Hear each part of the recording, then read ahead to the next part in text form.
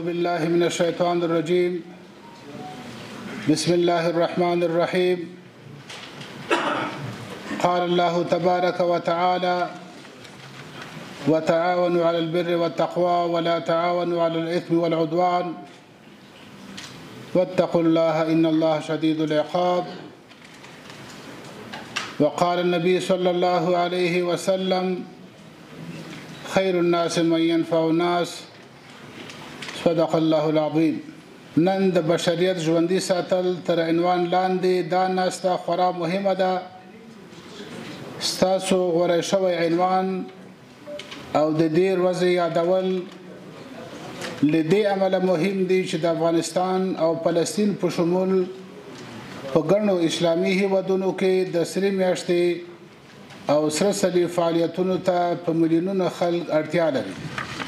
اسلامي امارت په افغانستان کې د سره صلیب او سرې میاشتې هڅو ته د سترګې د قدر په سترګه ورته ګوري او ټولو هغه رضاکارانو له کار او خدمت څخه مننه کوي چې په هر ډول حالاتو کې د افغانستان لپاره ترسره کړي دي.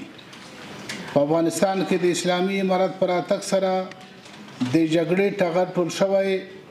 ټول افغانان نن په سرتاسري امنیت کې قرار لري او آرام ژوند کوي، خو متاسفانه چې لا هم په میلیونونو افغانان بشري مرستو ته اړتیا لري. په دې برخه کې د نړیوالو مرستندویو ادارو څخه زموږ هیله دا ده چې له هر ډول سیاسي ملاحظاتو پرته باید له افغانانو سره بشري مرستې ترسره شي. اسلامي امارت په لرو پرتو سیمو کې د مرستې رسولو او نورو خیریه او بنسټیزو چارو ترسره کول مهم بولي. خپل کار ته د اسلامي او ملي ارزښتونو پر رعایتولو سره دوام ورکړئ. موږ او ټول نظام ستاسو حمایت کوو.